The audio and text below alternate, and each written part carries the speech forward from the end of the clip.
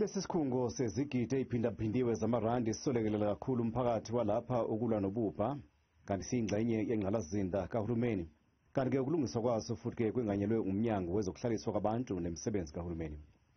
Ngaphansi kohlelo lomnyango lwe-Operation Siyahlola owengamele umnyango uSipho KK Nkosi uvakashele isikhungo wawushayela ihlombe umsebenzi osuwenziwe. Sifuna ukusho nje ukuthi sathi mase ukalele iDepartment of Social Development ukuthi le msebenzi abafuna siwenze ngendlela omkhulu ngawo ungahle usikhoste u10,500 and something thousand rand. Savumelana ukuthi hayi kufanele kube kanjalo. Ama-renovation amaningi sesiwaqedile kodwa kusasele enye ingxenyana embalwa engingakubeka ngokusobala ukuthi le ma-renovation esiwenza la a-90% complete kusho ukuthi ekusele nje u-10% kuphela.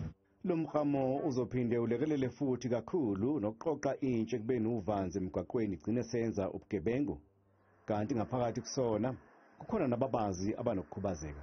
Kunabantu esibathathela phezulu kakhulu ababenganakiwe ngezikhathi zakudala, abantu besimame okuyibona esisho ukuthi sicela ukuthi makwenzeka iproject baqashwa bangaka ngoba yibona abantu abenza isiqiniseko ukuthi kulala kudliwe emakhaya, abantu abakhubazekile yingakho nibona kukule center.